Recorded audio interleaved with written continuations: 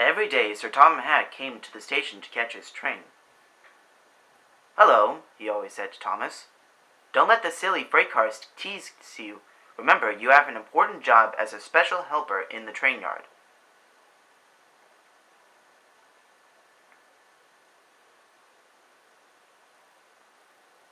There were lots of freight cars, and Thomas worked very hard pushing and pulling them into place. There was also a small coach and two strange things his driver called cranes. "That's the breakdown train," he told Thomas. "The cranes are for lifting heavy things like engines and coaches and freight cars." One day Thomas was in the yard. Suddenly he heard an engine whistling. "Help! Help!" A freight train came rushing through much too fast. The engine was James, and he was frightened.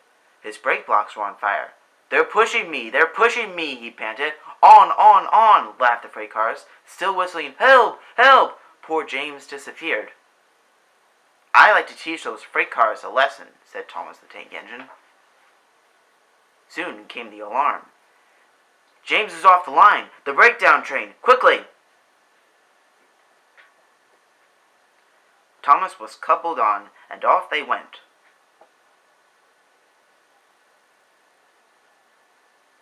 Thomas worked his hardest. "Hurry, hurry, hurry!" he puffed. He wasn't pretending to be like Gordon. He really meant it. "Bother those freight cars and their tricks.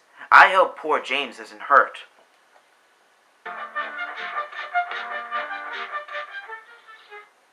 James' driver and firemen were feeling him all over to see if he was hurt. "Never mind, James," they said. "It was those silly freight cars and your old wooden brakes that caused the accident." Thomas pushed the breakdown train alongside. Then he pulled away the unhurt freight cars. "Oh dear! Oh dear!" they groaned. "Serves you right! Serves you right!" puffed Thomas. He was hard at work, puffing backwards and forwards all afternoon. "This will teach you a lesson. This will teach you a lesson," he told the freight cars. And they answered, "Yes, it will. Yes, it will." They left the broken cars. Then with two cranes they put James back on the rails.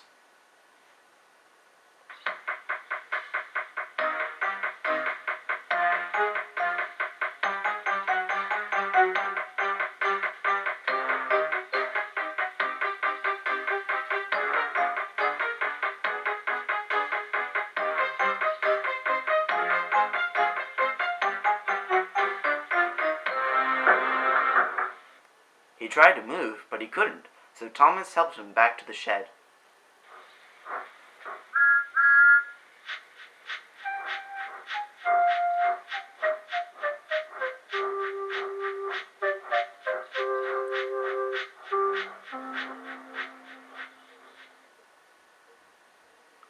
Sir Tom Hatt was waiting anxiously for them. "Well, Thomas," he said, "I've heard all about it, and I'm very pleased with you.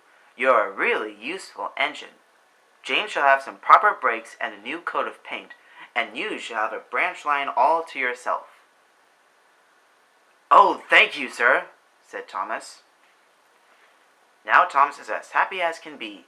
He has a branch line and two coaches called Annie and Clarabelle. He puffs proudly backward and forward with them all day.